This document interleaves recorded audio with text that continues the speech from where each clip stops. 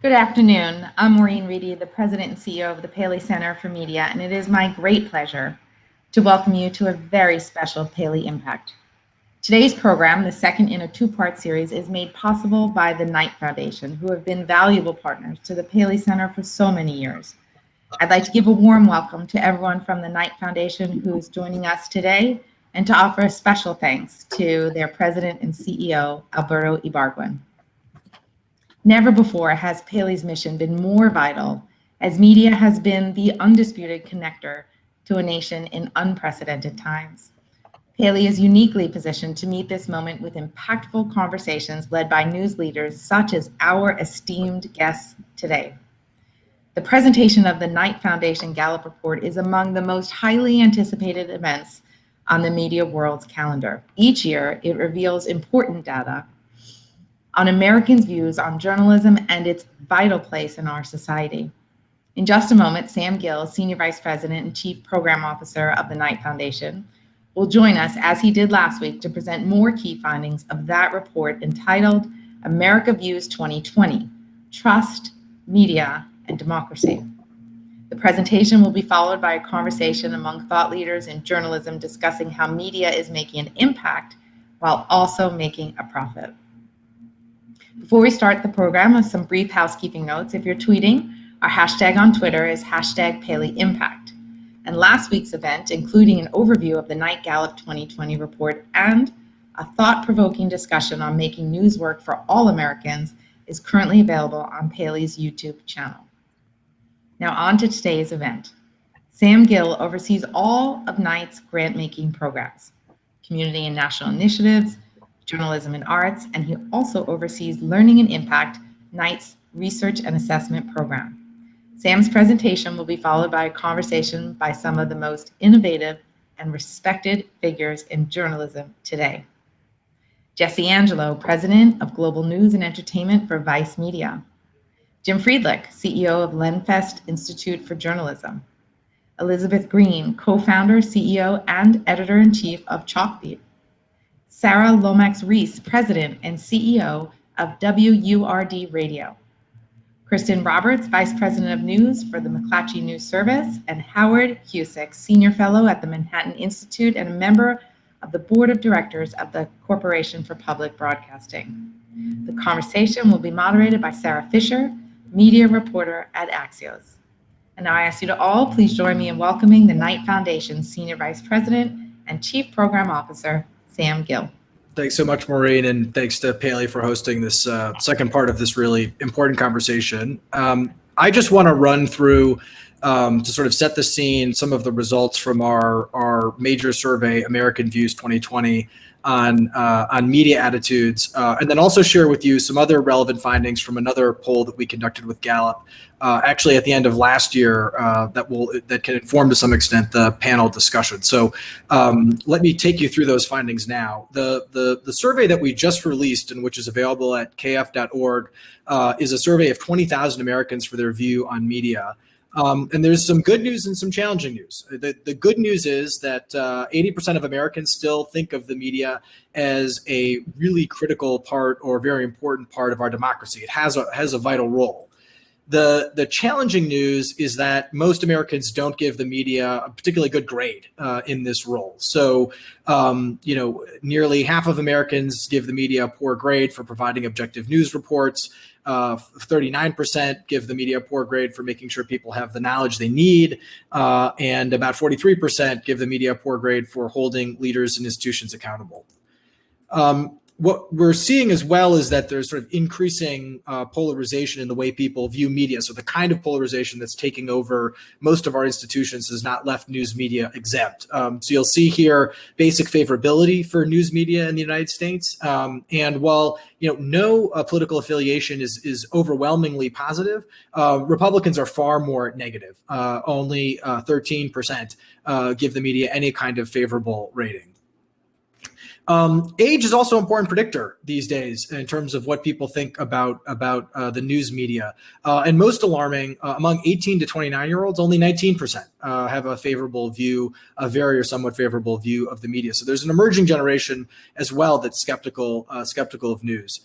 And what our survey found principally is that bias is the biggest complaint that people have about the news media.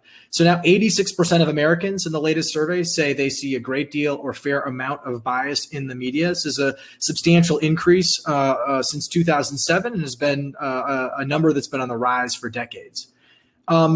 There is a polarization effect here as well. So 72% of Republicans see a great deal of bias versus 28% of Democrats.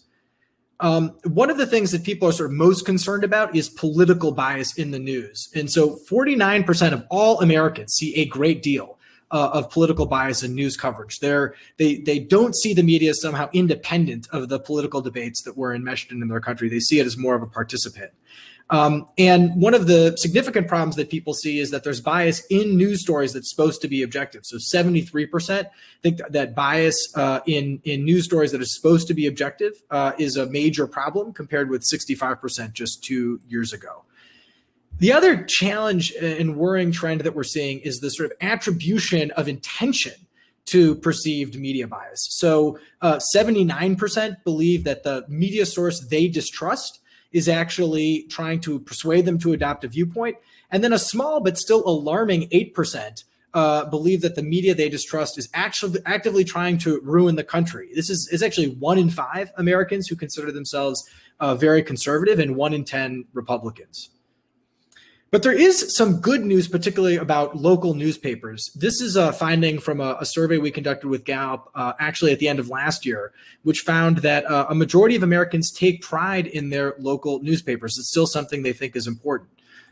We've also found that local news attention correlates heavily with a sense of democratic engagement. So this is from the poll that we just released of 20,000 Americans.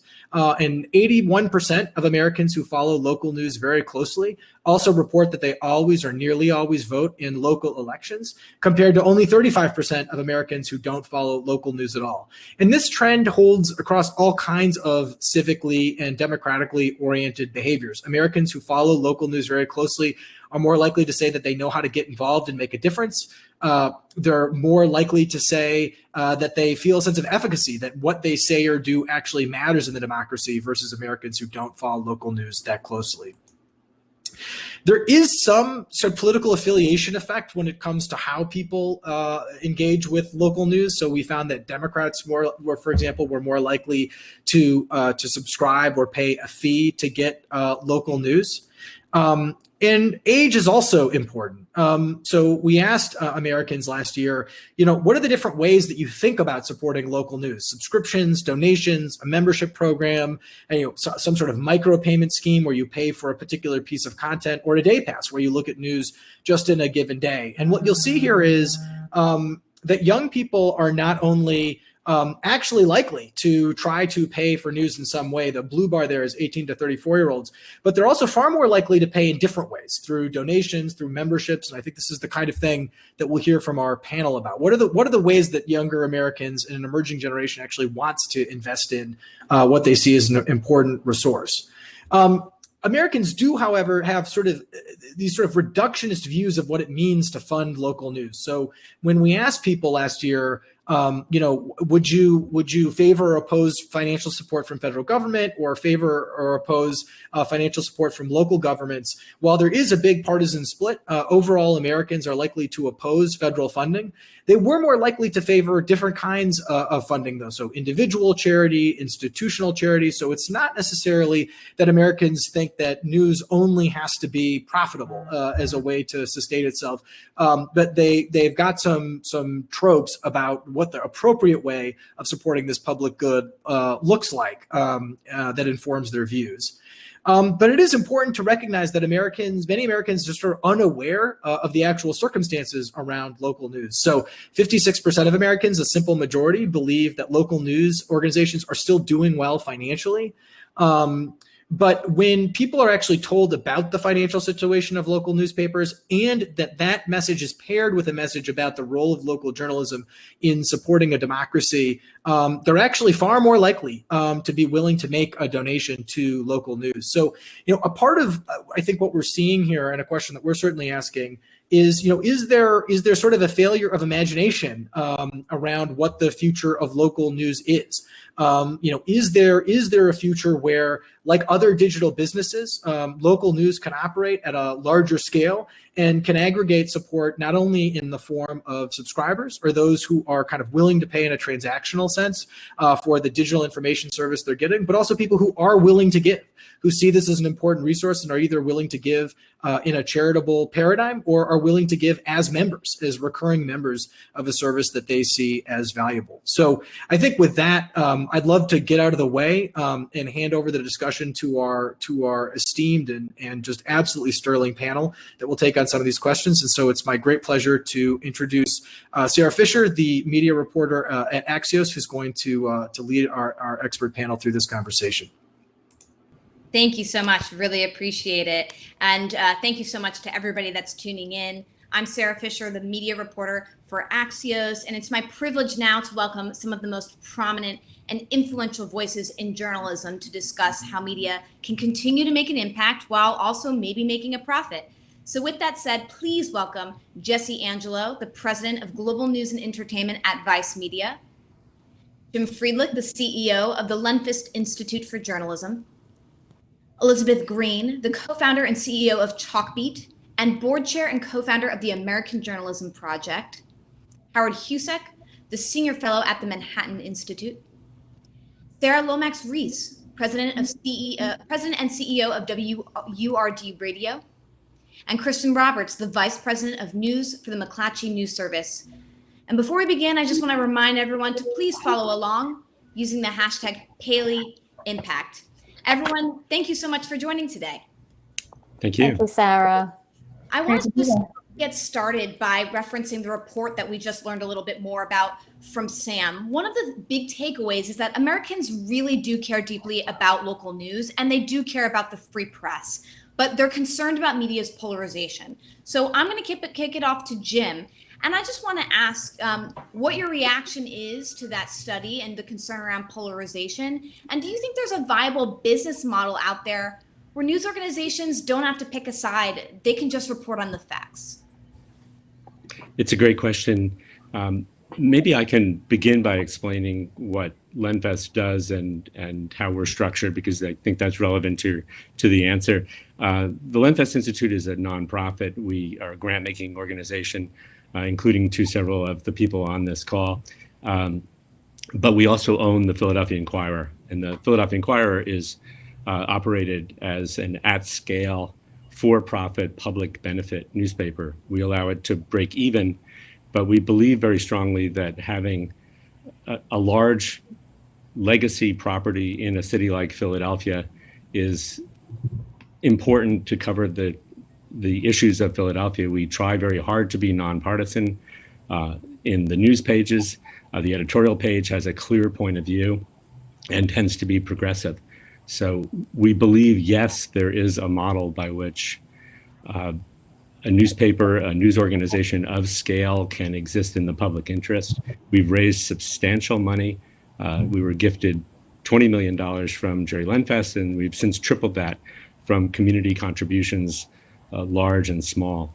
So we think there's a way forward in local news. We think there's significant trust in local news. Sam made that point very, very well. The proof of that pudding is that during the COVID crisis, traffic to the Philadelphia Inquirer, and I'm sure to all of the other media and sites represented on the call, but particularly to local news, as much as quintupled. People turned to their local provider, whether it was us or McClatchy or WURD Radio or Chalkbeat or Vice, because they trust local news and for vital information. So where we're at our best is when we're not talking politics and polarization, but health, investigative news, public schools, etc. That's a really good segue, because we have a bunch of different types of folks that deal with local media, both on the for-profit side and publicly traded companies, privately owned companies, as well as nonprofit companies. So let's pivot to you, Elizabeth. Walk me through, in the nonprofit local news world, what that business model looks like and how you're able to be nonpartisan and yet still deliver on the mission of journalism in a nonprofit way? Sure. I think that's the only model going forward. And I think that I understand why Americans don't trust the media. I think that we haven't earned their trust, and we have to start a new chapter to build new relationships with people. That's obviously like not true in every single case, right? Many reporters out there were doing our jobs, building great relationships with people. But the actual operating structures that govern how media is paid for, what kind of stories are told, and what kind of relationships are built, have not held up their end of the bargain to enable the reporters who really believe in telling people the truth, and that is what they get up every day determined to do. They have not supported reporters in doing that. And so the nonprofit structure is a structure that I have much more hope for, to rebuild trust and rebuild the kind of supports that our whole country needs to have constructive conversations with one another in an atmosphere of trust. Nonprofit means that we are not in any way trying to make a profit. It's that simple. Instead, we can be 100% focused on the mission of journalism, which does require proof that we are building trust with readers, does require that we're having an impact, making sure that the decision-making, the conversation in this country is happening in an informed way. And the way that we pay for it is obviously different when we're not trying to make a profit. And it also means that we spend the money differently. So we pay for nonprofit journalism through a variety of sources. The for-profit sources more heavily rely on advertising, and the nonprofit model more heavily relies on philanthropy. I see you shaking your head. Subscriptions also are an important part of the for-profit model, and on the nonprofit model, reader contributions are important. We also in the nonprofit model have advertising sponsorships. We just do not ever expect that commercial sources are going to be enough to pay the bills, and so they're just a piece of the puzzle. All the pieces of the puzzle from a revenue picture are oriented toward the single mission of ensuring that news organizations can be entirely focused on building trusted relationships in communities and telling the truth. Now, I want to go to Kristin because obviously she's in local news, and McClatchy was a publicly traded company and now privately owned, and they do great work. But before I do, I want to ask you a question, Elizabeth, which is, sometimes just paying the bills, sometimes that's just not enough. There are news organizations, including the one I'm a part of, where you're investing in for-profits that you can innovate and that you can invest in tools that makes your journalism stronger. And so what is your take on that? If it were true that we could innovate better with a for-profit model in local news, we wouldn't be in the crisis that we're in. Instead, the innovation that we're seeing in local news is in the nonprofit sector. That's also where the growth is happening. I've been really fortunate to work with an amazing team to create Chalkbeat over the last almost 10 years. And every single year, we increase the size of our budget, we increase our news gathering footprint. And that's part of the bigger story of this country, where we are seeing enormous catastrophic declines in the number of reporters who are employed overall, but the number of reporters who are employed at local news outlets is increasing every year at a significant pace. And you see that in the membership of the Institute for Nonprofit News is another great example of the trajectory. So the only growth sector we have is nonprofit. And if innovation means decline, then I don't want to be part of that innovation. It's a good point. It's well taken. Kristin, I want to pivot it over to you to get your response to that. There's so many very interesting things that Elizabeth said, and I agree with so much of it. And I feel like it's very important for all of us to understand that this need not be a war between for-profit or not-for-profit around philanthropy-funded journalism. We all are trying to do the same thing. And until one of us lands at the most sustainable model, let's all keep trying to do the thing and focused on the mission. But the thing that's really interesting to me, listening into and participating in what has been, a years-long conversation about local journalism is that there's this sort of fatalism about local news that I just don't buy into.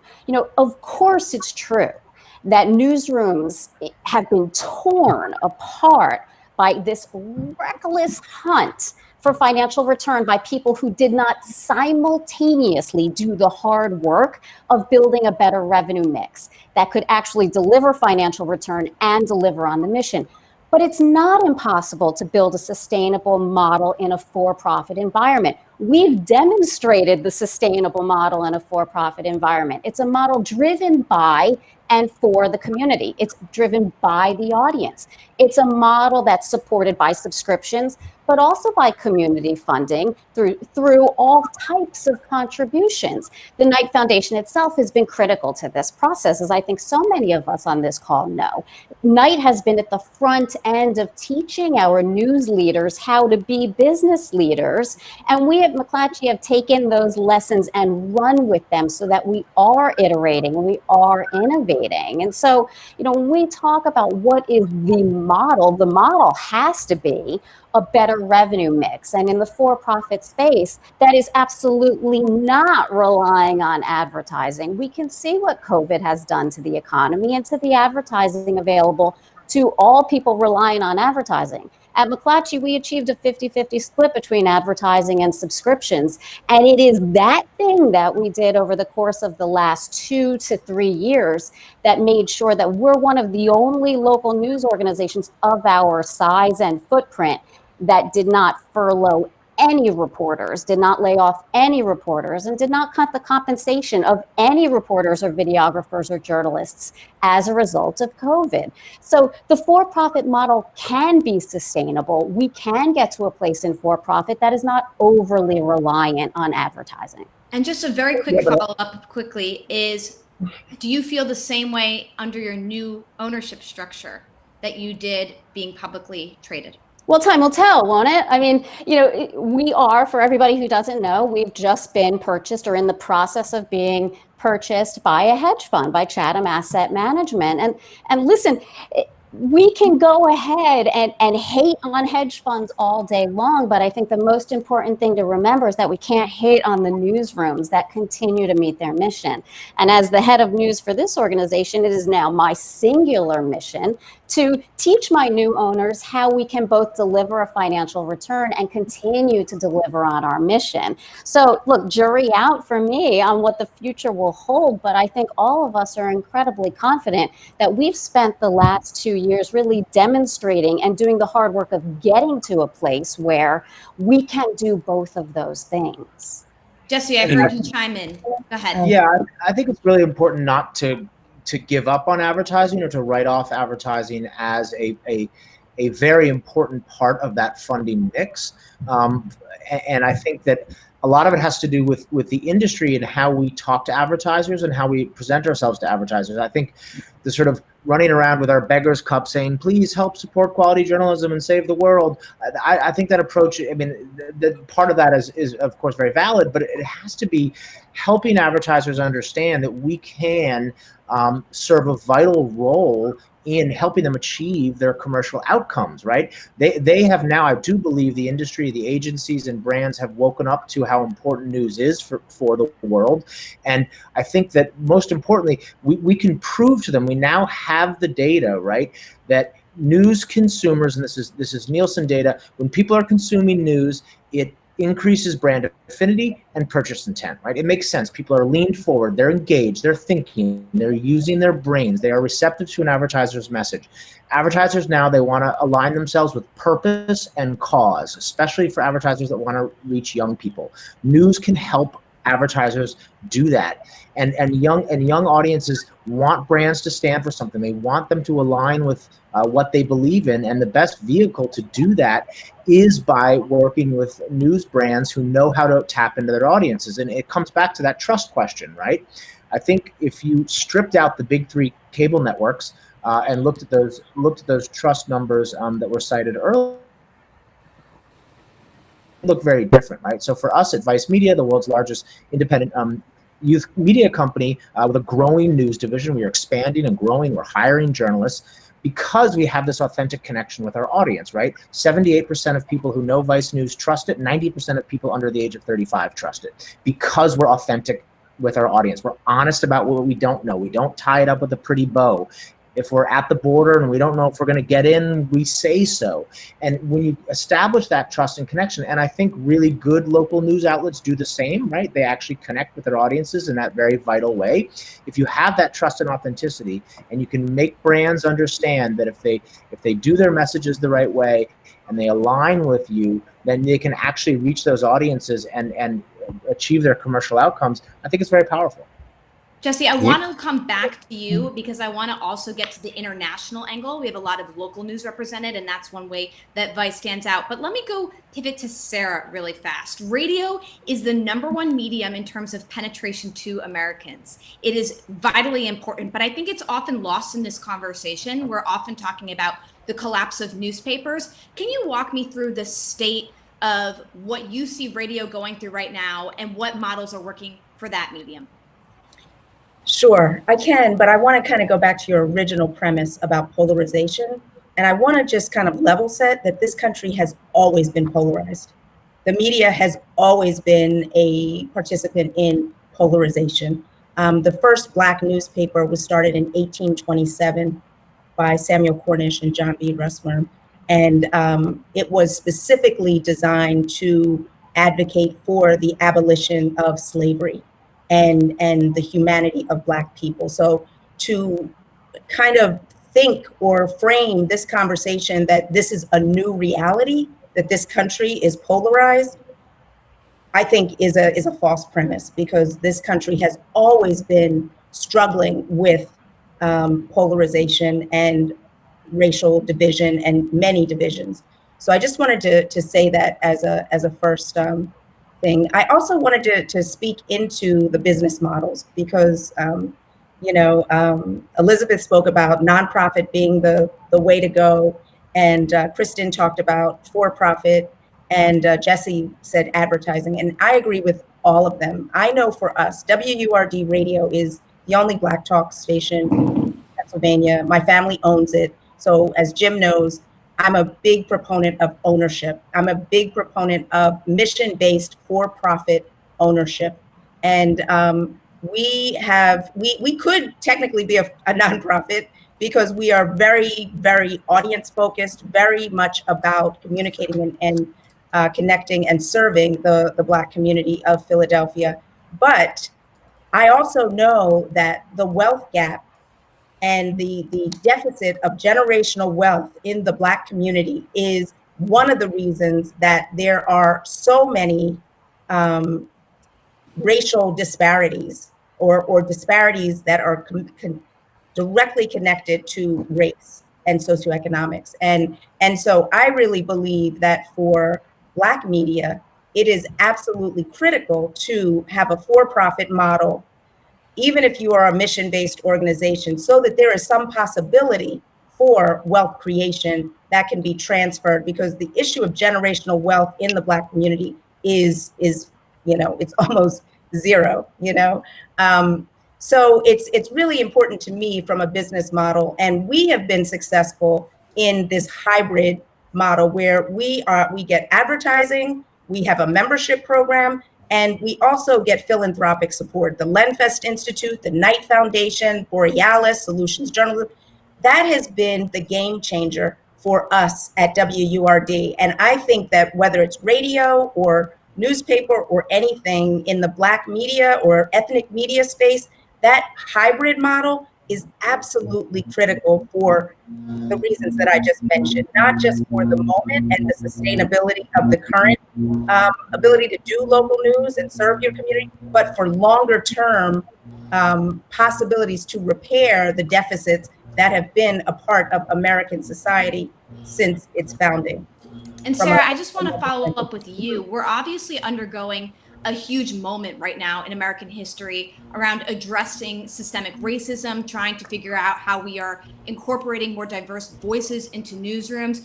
What do you make of this moment? Do you think we're going to see more people of color, more people leading newsrooms, trying to launch newsrooms? Or do you think that we're still in a point where financially it's so difficult for all news, let alone for new voices and for new companies to launch?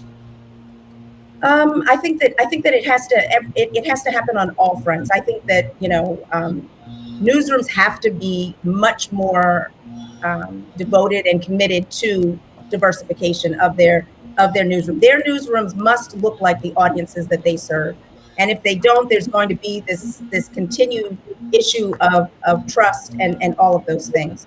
But at the same time, I believe that there has to be a deeper commitment to ownership, to Black and Brown owned media, that and that has to be supported, because there is a different level of connection and agency when the ownership is really serving the communities that they come out of.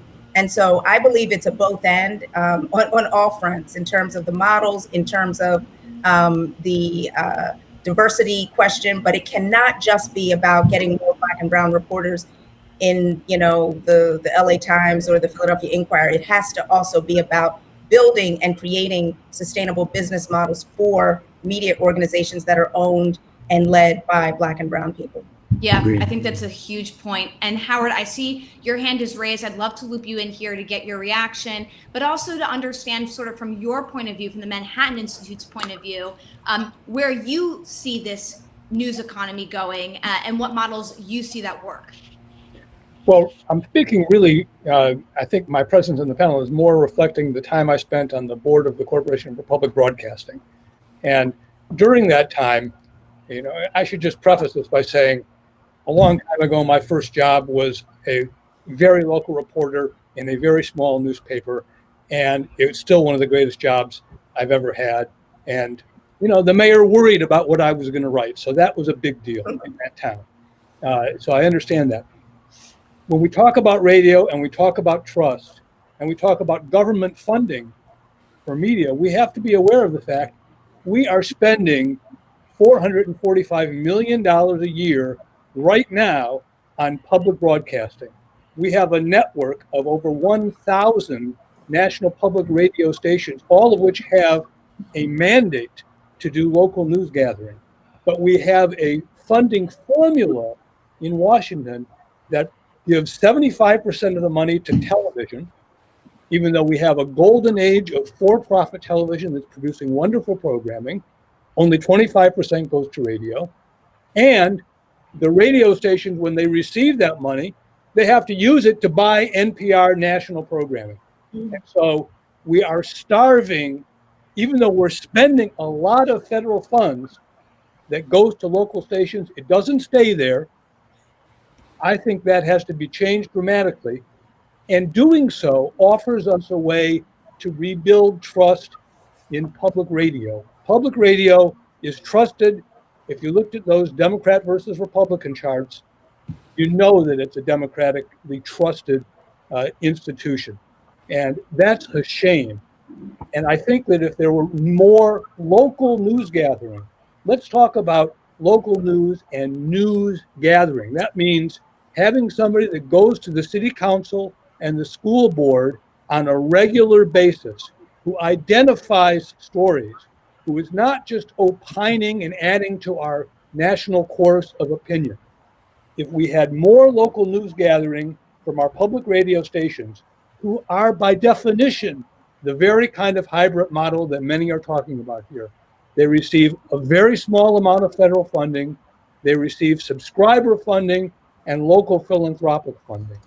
We have to let them keep their federal funding at home, train their managers to encourage local news gathering, to make that part of their mission, and then to send those stories to Washington so that new voices are heard. I think that the bias concern is as much about story selection as the treatment of stories. And so for many, many years, A lot of people were dying from opioid overdoses in a lot of small towns in America, and somehow we didn't hear about that. I think that if we had more local news gathering that was filtering up to our national public broadcasting system, that might have been corrected. So let the local public radio stations keep the money, let them use their subscriber base and their philanthropic base, and encourage them to emphasize very local news gathering. I like that you brought up the government funding, because when we're talking about the survival of local news, we're often asking, what's the regulatory model that should be considered here? You've seen some states like New Jersey that are allocating a few $1 million to supporting truly local journalism. I'd love to pose this question to the group. Is there a role for federal government to be playing, or the local government to be playing, in helping to bolster local news? Elizabeth, I see you shaking your head, and then I'll get to you, Jim. Yes. I mean, let's anchor ourselves again in the reality here. In less than 20 years, we lost $30 billion in advertising. That's annual advertising revenue. That was the major driver of local news, and it's gone, not coming back, and it's only further declining. We also, in a shorter time period than that, lost 50% of newsroom jobs. That's 50% of the boots on the ground to do what we just, the news gathering we just described, show up to where people are. And as Sara said, that system that is collapsing was a very far from perfect system. It was already polarized. It already didn't have trust. So now, on top of that, we have an absolute economic crisis. So when we think about different models of for-profit or nonprofit, this is not an academic debate here. This is a really important debate for us to have, because what the implication is, where are we going to turn to make the investments we need to create the infrastructure we need for our democracy to function, the news infrastructure? Are we going to turn to for-profit sources like hedge funds or other investment vehicles to invest in the future of local news? Or are we going to turn to philanthropy?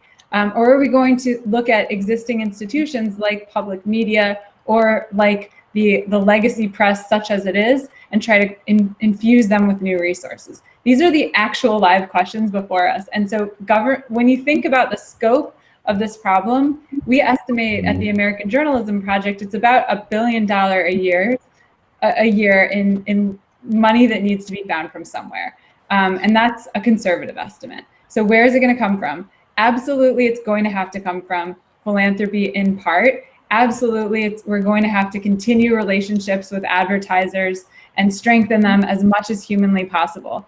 But that is not alone going to be enough. And so we are also going to have to create a new way of thinking about public funding of media. And so, yes, I very strongly believe that we need to explore many different paths to public funding of media that preserve editorial independence. And there's reason to think that can exist.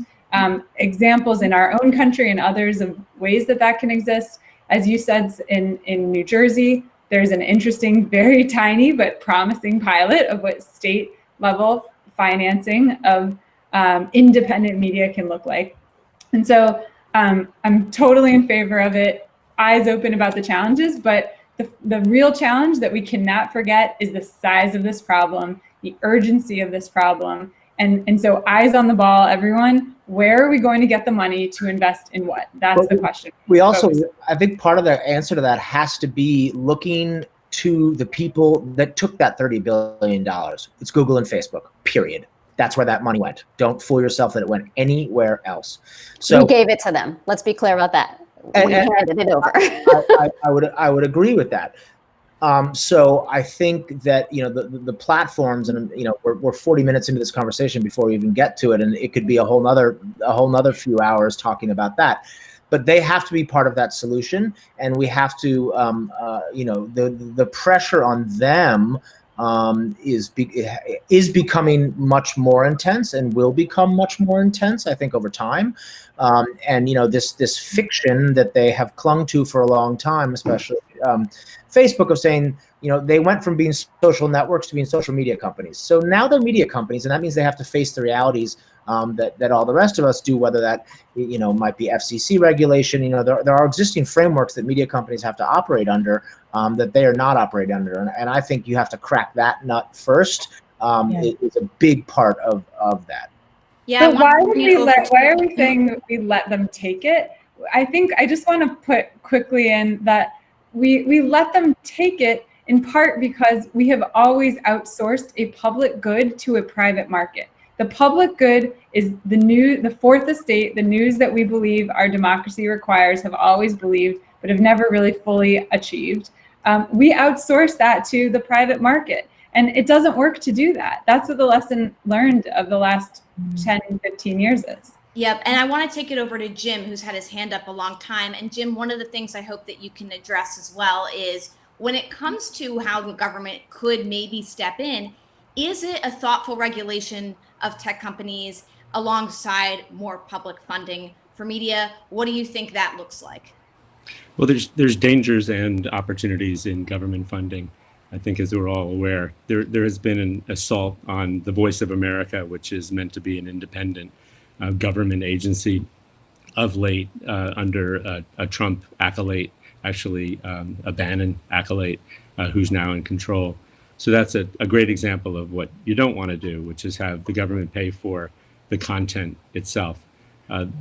What is beginning to take shape right now is legislation that provides tax credits and other government support for subscriptions and for individual support, whether it be to NPR, to nonprofit memberships, or to for-profit subscriptions. There's a piece of bipartisan legislation making its way through the Senate that has some promise. Things like that, which use the invisible hand of the market and government support, but allow the consumer to decide where they place their support, is promising. The government spends $1 billion. That was a number that Elizabeth mentioned, $1 billion on advertising each year for the military, for the census, for Get Out the Vote, for the U.S. Postal Service. That can be directed more carefully and more forcefully to local media, and there's legislation to that effect burgeoning as well. I agree with Jesse that the core issue from a financial perspective is, in fact, the platforms. The platforms are treated as utilities, not as publishers, meaning they're not liable for content that they republish, as a publisher is, and they don't pay for that content. And both of those things are potentially up for grabs. It's a question of whose lobbyists are bigger than whose, but in other countries, they're under fire, and that really could be very, very significant. I think you've got a really meaningful chance for a restart on a number of these things when we have hopefully a new president at the beginning of November, but in either case, these things will be on the ballot. Well, I want to get over to Howard. Howard, yeah, I know you're going to have questions here. And I also want to hear about your perspective on what's happening right now at USAGM and with the VOA, because obviously that is our, one of our biggest publicly funded pieces of media. As Jim said, it's going through a little bit of upheaval right now, and we haven't really seen this level of controversy around this body until this administration. So I'll let you take it from there, and I also want to hear your thoughts on that. Well, I will address that, but I want to say first that, to the point about the $1 billion shortfall, we're spending right now almost $500 million on public broadcasting. It's a whole lot of money. And in terms of paying for content, we pay for a lot of content right now.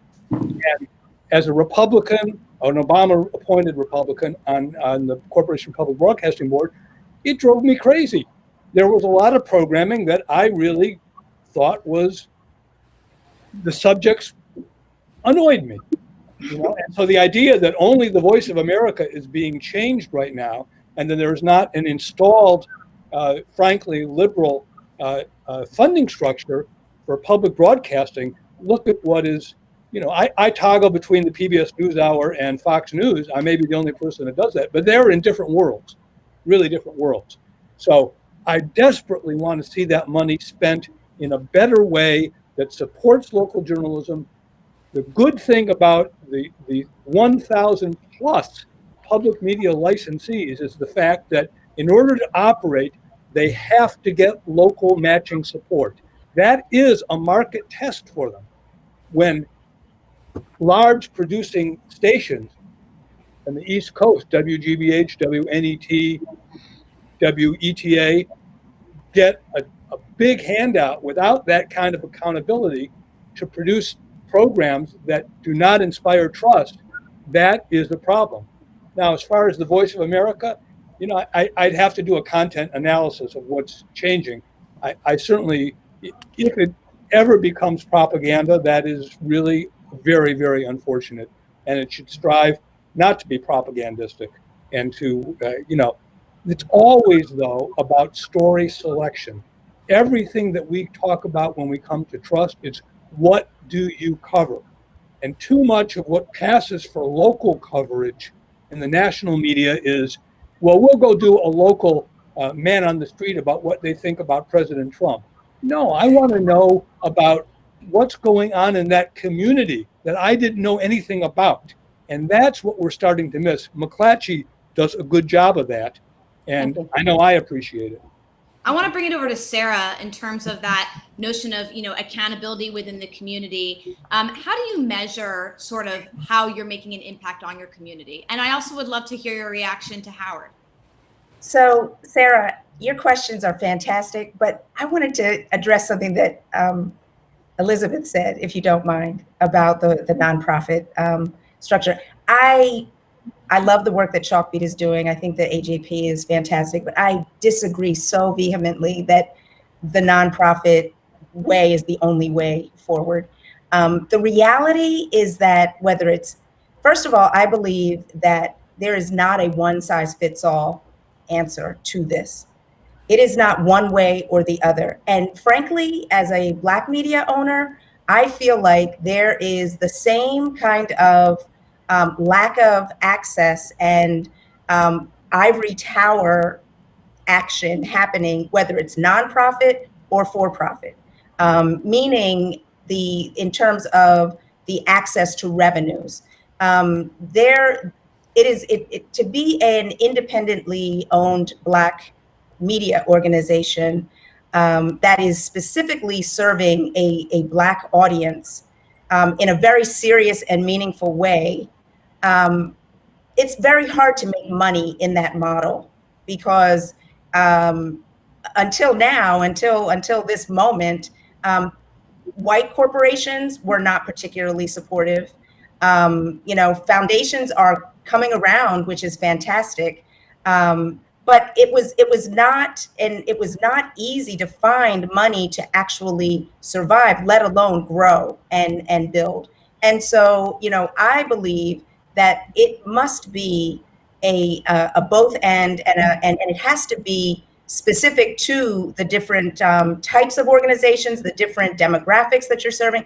It cannot be one way or the other. And I believe like the B Corp model or the benefit corporation model is a really interesting hybrid option where it's a for-profit mission-based organization that has to have a certain kind of mission that is being tracked and is being measured against in order for it to keep that status as a B Corp.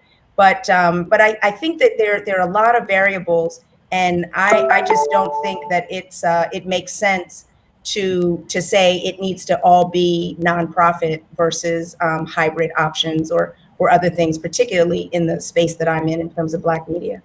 We've been talking so much about, sorry, Elizabeth, I'll get back to you, but I want to make sure we hit this topic.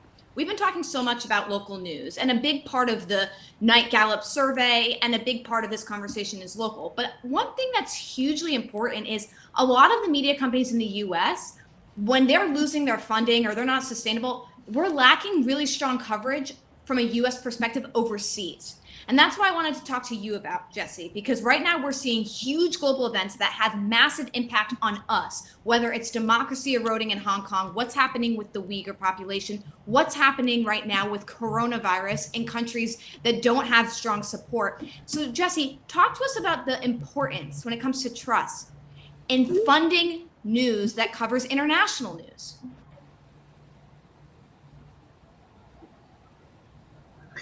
Yeah, look, I think international news is vital, and I think there's a fallacy and a belief within the media industry, and certainly on other cable news channels, that people don't care about what's happening in other countries. We in fact often see rating spikes when we do international stories. And look, Vice News Tonight, we were nominated for 18 Emmys in the news and documentary space just last week, and the vast majority of that came from our international reporting. And if the rule at most places is, the segment better not be longer than 90 seconds or 2 minutes, and God forbid you talk about Syria or Beirut or anything that's going on outside of our borders or Hong Kong, we just don't believe that. And we will still do 10 or 15-minute segments from those places. And we know our audience responds to it, and we know that we see that in the audience numbers. So I think doing that is vital, and I think that the appetite, especially among young audiences around the globe, for authentic, from the ground up storytelling is massive. We're expanding Vice World News, so we're expanding into all around the globe. We've probably greenlit 16 productions in the last 2 months around that effort, because we know that the audience is there.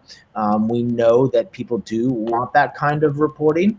And I think the models are there to make it work, right? I think, especially obviously on the television and video side, perhaps more than written editorial.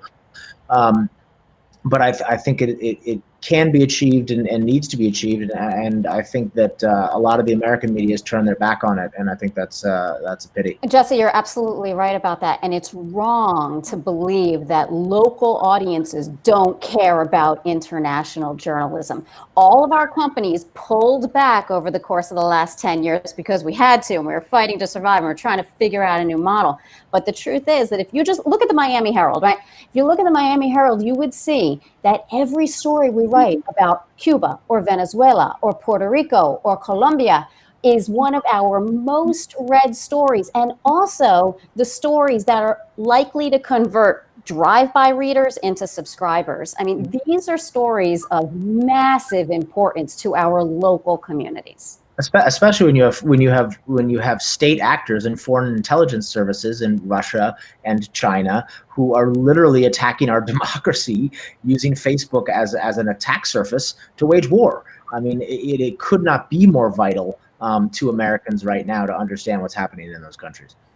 While we're on the topic of Facebook, one of the challenges in local news especially is having the resources to invest in new kinds of storytelling to reach younger audiences. We've all been there where we've heard about hiring a big video team to create Facebook Lives, and then we don't necessarily have the money to support it a year later. So I want to pose this question to everyone here, which is, how are you investing in creating quality journalism for new audiences and finding them on platforms where they are today, whether that's Snapchat or TikTok or Facebook or streaming, what have you?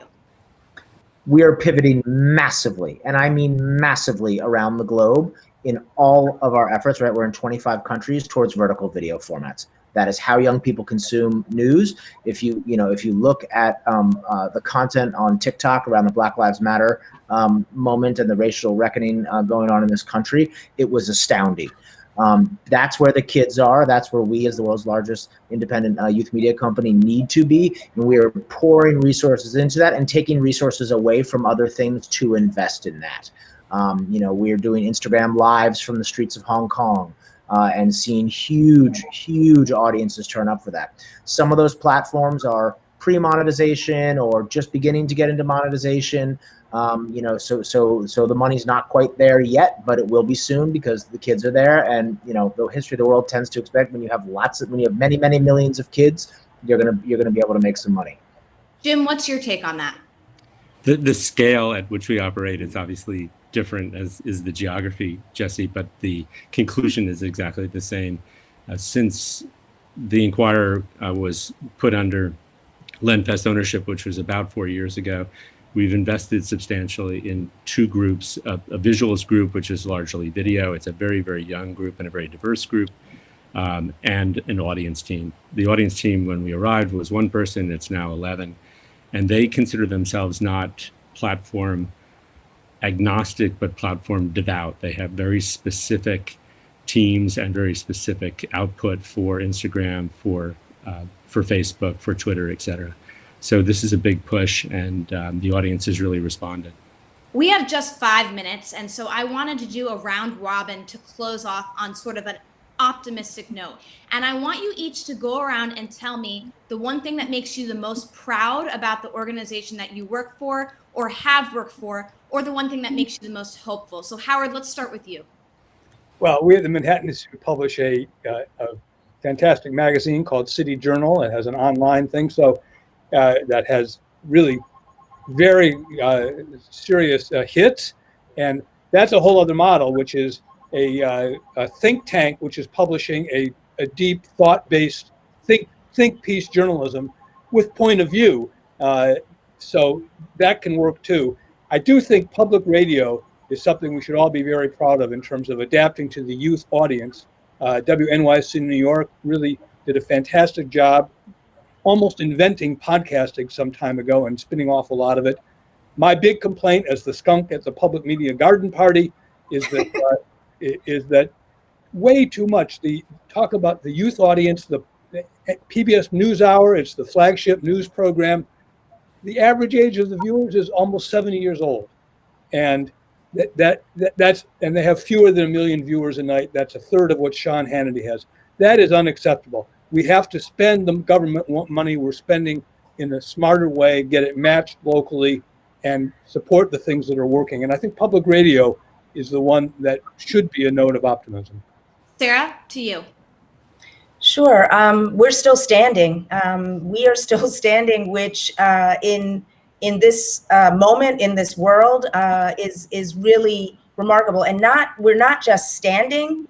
We are actually growing. I have been able to give my staff raises. I've been able to add staff. I've been able to, and it's very, it's strange in this moment when there's so much contraction, but because of the support, and I will point specifically to the philanthropic support that we've received from the Borealis Foundation, from Knight, from Lenfest, from these other grantors. That is the difference maker that has kept us, that has allowed us to start growing instead of just barely staying in the game. And so that is incredibly encouraging for me. Jesse? I would say it's trust. I think we have the trust of our audiences around the world, and that comes from being honest and being authentic and not being partisan and never BSing our audience and always calling it like we see it. And that trust leads to a lot, and it comes from having also been talking about marginalized communities and underrepresented voices for a long, long time, because the kids that work at our company, the young people, that's what they were talking about. And so we pivoted, well before this moment, we were having those conversations and doing that kind of tough reporting, and our audiences respond to it, and therefore they trust us. And that, I think, across the board, if you look at everything Vice does, and we have lots of lines of business, lots of different products, lots of shows, but I think that and the sort of fearlessness of the kind of reporting that we do is the most important thing. Elizabeth. At Chalkbeat, we have roots in 8 communities. We're coming to Philly next. Thrilled to be joining Sara and Jim in Philly. And just want to say to you, Sara, there's so many different paths. I agree to the end goal, and we all share, I think, the same values.